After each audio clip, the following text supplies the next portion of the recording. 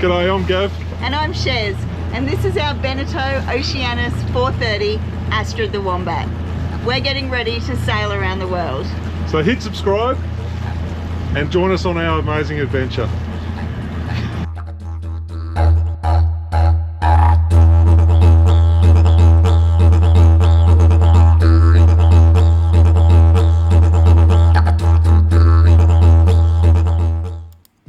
Welcome back to Sailing Astrid the Wombat.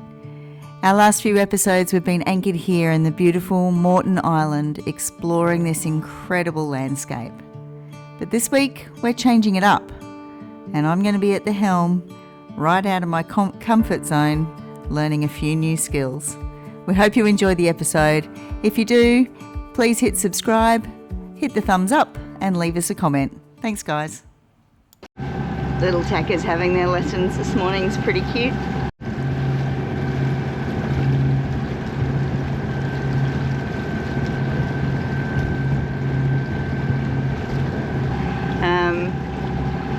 We are in need of a day out and some ocean therapy. Both have had pretty hectic work weeks, and yeah, really need to just de-stress, relax, and yeah, get some ocean therapy happening. So yeah, we're heading out, hoping to get a headsail out shortly. There's a lot of race action in the bay today.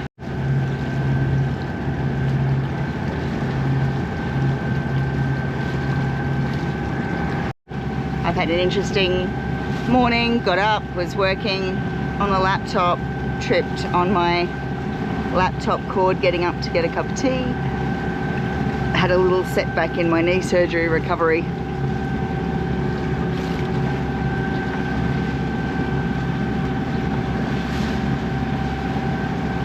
So taped up again. I've just strained the ligament that was involved in the original injury, so it's not very happy, but should be okay. I just have to take it easy for the next week and yeah, ease back on the exercises I've been doing, just let it have a little bit of a rest and be happier.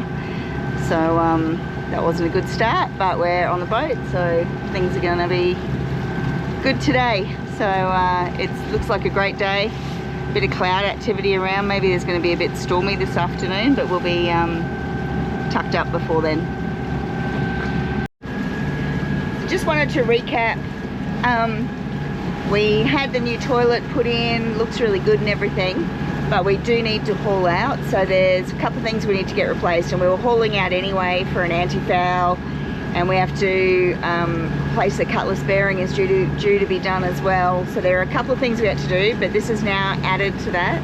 So we're just waiting on a date to haul out, and I'll let Gav explain with regard to the toilet and the through holes, what it is that we need to do when we have that haul out. So the haul out is one of the big fiscal things that we have to do, and as she said, we have to worry about the through holes. So the boat's 35 years old, the valves and the through holes are 35 years old, and they're original except for the two for the engine. So the engine was replaced 2 years ago, a year before we got it, and it's got maybe 300 or 400 hours on it now, mainly from our use. So we're not too worried about those ones, but we are worried about the other valves because some of them you can't turn, they're seized. So that's part of the haul out plan. When she says the cutlass bearing, it's not about to replace it, it's just preventative maintenance, and we might as well do it. We've also got the anodes to do. We don't even know what they look like from the last 6 months. We haven't dived on the boat at all. And we're going to replace all the plumbing to the boat. So because the through holes and the valves are stuffed, we put the toilet in, but we couldn't connect it to the, well, we connected it to the black water tank, but we couldn't get the exit from the black water tank through the through holes done because they're shot. So that's part of the haul out as well. So we're going to get the engine serviced while we're out, and might as well, and we'll probably polish it as well. So if it's out for a couple of days, well, hopefully it'll be across the weekend, and we'll polish down to the waterline while anti-fouling. And what are we replacing? Like our the valves and stuff. What's the, because they're brass at the moment. Yeah, they're original. They're 35 years old, and what's the stuff that we're putting in though? Oh, it's a product called True Design, and it's fancy plastic, but I feel like it's going to give the boat another 10 years with regards to the through holes and whatnot. So what's some of the other stuff we've got to buy, mate? Well, we just did the fridge freezer, so I'm going to show you that. I'll show you what that looks like. That's pretty cool. So once we haul out and we get all that done, it's this boat's looking really good because the rigging, sails, all that at that, and like Gav said, the engine are only a couple of years old, so it was all new pretty much when we got the boat. So a lot of it's just preventative, and once we replace those valves and everything, like everything's going to be sweet. It desperately needs a polish, so hopefully we can get that done, and it's due for its next anti-foul is due in about 6 months, so we'll just do that while it's out. But we also need to buy a dive compressor so we can fill our tanks on the boat, like for our scuba diving.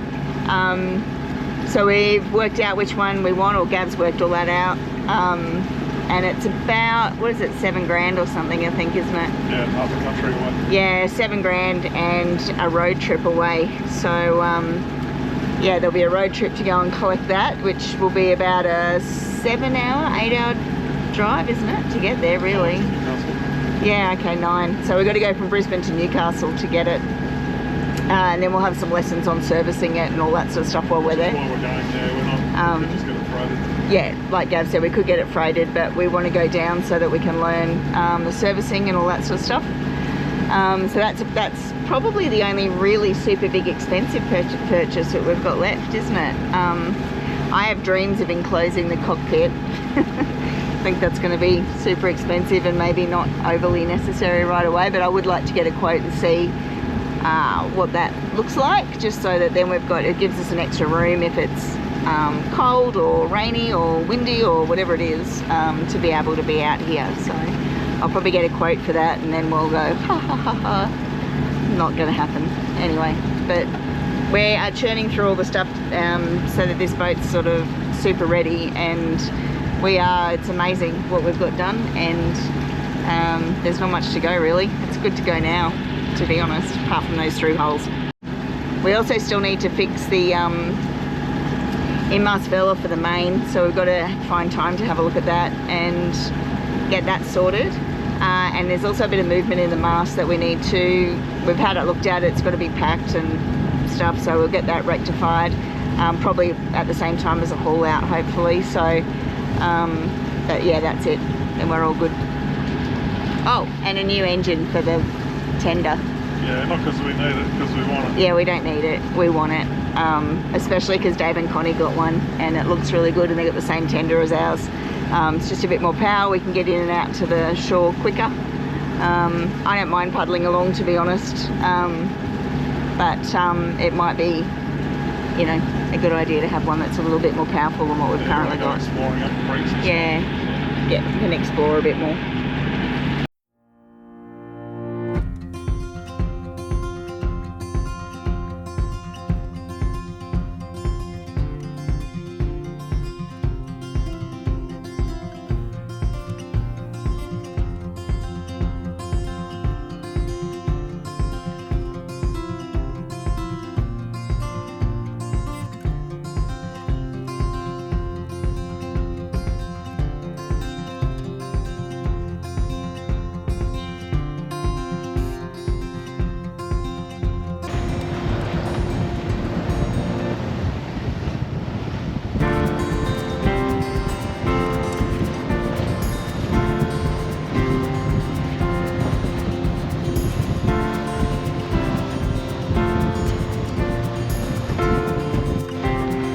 Gav got the headsail out, and we are engine off and going all right.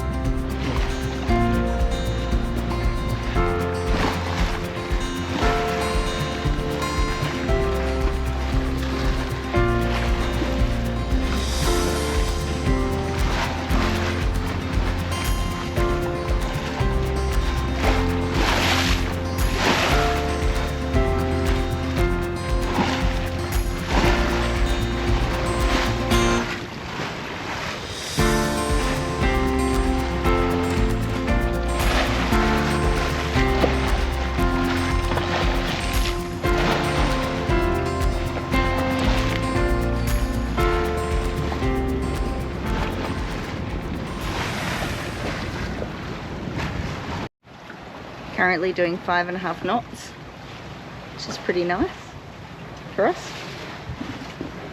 And, it's a really nice day. Very relaxing once the engine goes off. Are you feeling relaxed yet? I love it. I love it. I just want to do this. So I'll show you the new toilet that was installed. Oh, everything's around it. The storage closet, but you can see they had to build like a pedestal for it to sit on here. And they've done such a good job, like all fiberglassed in, and it looks amazing. So yeah, we can use it once we've pulled out and got the through holes and valves and stuff sorted. It'll be fine, but until then it remains a storage closet for now. There's a boat just ahead of it, and I feel like we're racing them, but they don't know. They're there.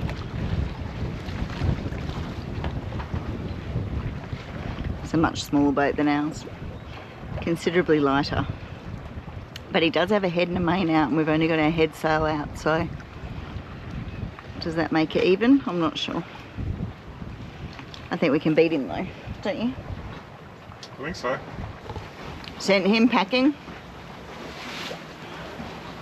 And that he's turned around and gone. Because it's a race home. We didn't know. He's gone, I didn't realise that wombats could race. I'm out of here. It's like I can't do it. Oh, no, he's changing his mind. He's just turned around again. Man, it's on. It's on. He's all the way down there. Smoked him.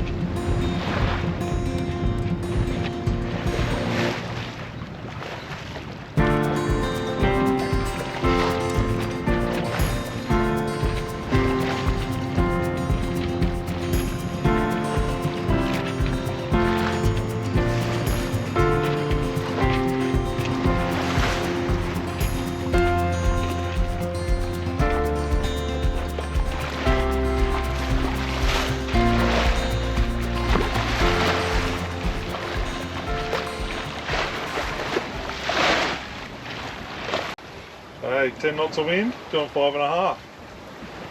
Got the main out. You beauty.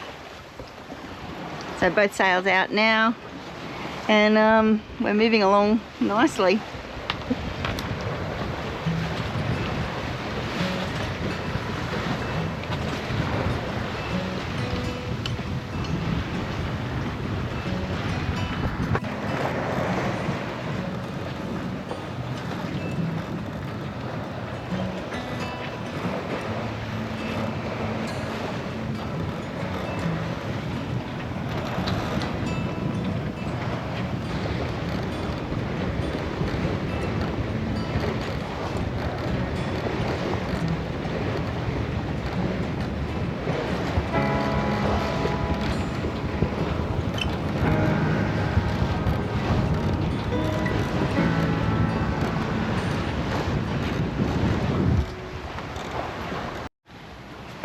Oi, I'm Shiz, and I'm really relaxed.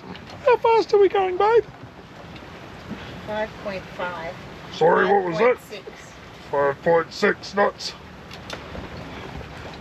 Oh, you're such a good sailor, babe.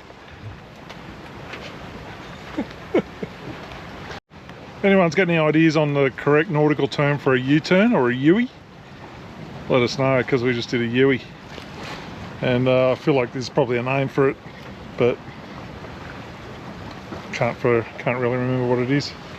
Any ideas on a Yui? No, but there must be some fish there. Oh, fish. She's.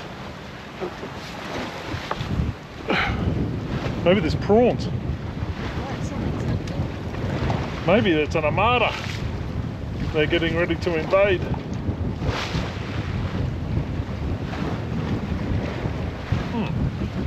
Good spotting there, sugar. There's the city over there. Probably can't see it because it's GoPro. Can't zoom in on a GoPro. I don't know how many times I've been told that. But anyway, there's the city. And I know you can't see it, but there's Manly over there. That's where our boat lives. And we live. Been told that a few times. Can't zoom in on a GoPro. I won't be saying it anymore. It's always in relation to you going, get that over there, babe, and I have to go, I can't, because you can't zoom in on the GoPro. No, you can't zoom in on the GoPro. Zoom in on the other camera. You can zoom in on the other camera, but not this one. It's because it's a GoPro. Isn't that right? That's why we bought the other camera. Ah. So you could zoom in. Ah. How fast we going? How deep it is? Oh, it's 19.5 metres deep. Ooh. I'm doing 5.8 knots. I'm nearly going to hit the 6er. Ooh! 5.8 knots in 14. 6 knots of wind apparent. Oh, apparently. Truly apparent? Or apparently true? Truly 5.6 knots of 14.4 apparent. Popsicle. Anyway, how does that flag look, by the way? Aussie, Aussie, Aussie. Oi, oi, oi. So I've got a question for all the people that are short. Now wait. Yeah? Yeah. So I have to stand up the whole time because I can't see if I'm sitting down. If I sit down, this happens. And you can't see me. Right. If I stand up, I'm only this far above the thing. And I have to look in between the sail and the deck is for me like visibility. So if I sit down like this, I have to do this, try and see. Otherwise I'm standing up for the entire sail. Like if we were in open water, well, we are in open water, but I mean if we were where there are not so many boats around, it wouldn't matter. I could, you know, you'd be all right. But there's so many boats here, you can't just sit down unless you're tall, like Gav. So if I'm at the helm, I have to stand up for hours. Sucks. So my thoughts were build some stilts, but she doesn't think that's good, given that the knee's bad and all the rest of it. But anyway, stilts are a good idea. Just have to practice a little bit. Anyway, doing a great job. The shortness is an issue. But even though with that handicap, you're still doing a really good job. Thanks. Studying the charts. Yeah. What do they tell you? Oh wait, that's Angry Birds. Oh no, it's not. What's the sitch? No, I'm just looking for the beacons that you told me to look for. Alright, can you find them? Yeah, I can find one here. I can't see another there though. Not so fast now. We're just doing 3.3. 3.3. It's not overly quick, is it?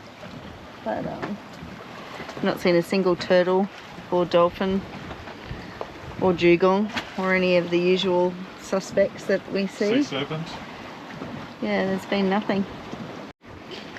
Come with me and you'll see a world full of sails. Wow. Wow. Come to the boom bar. Hang out at the boom bar with me. Oh, we've lost the wind. Oh no. Ooh. Oh. Lucky Shezzy was on that. Oh wait, she's not. Goodness. Goodness.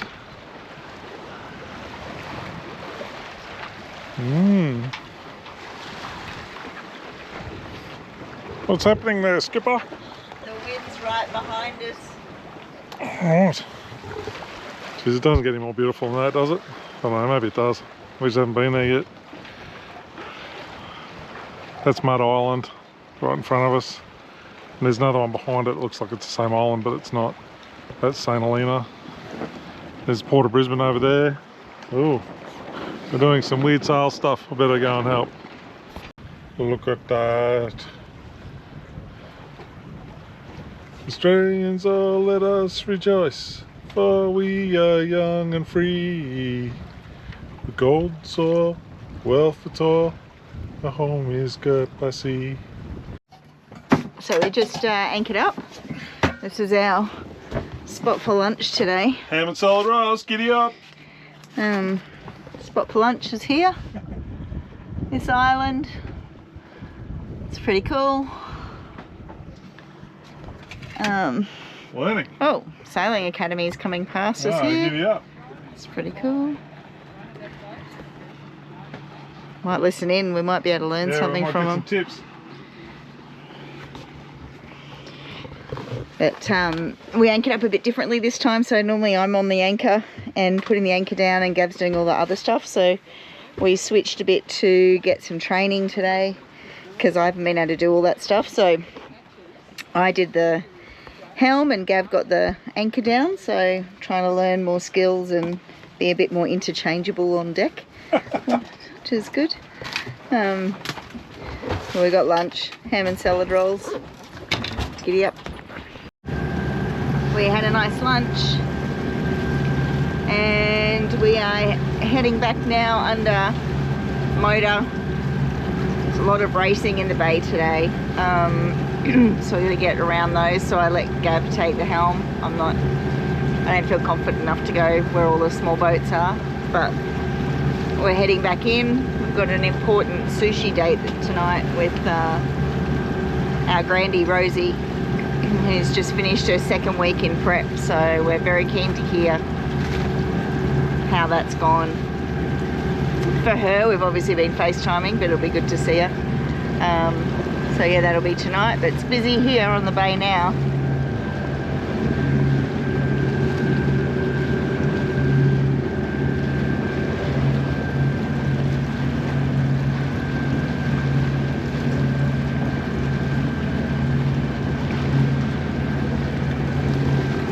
Lots of racing. Thanks so much for watching, guys. Join us next week where we jump off the boat in the best way possible. We really hope you enjoyed this episode. If you did, please hit subscribe, give us a thumbs up and leave us a comment, and we'll see you next week. See ya.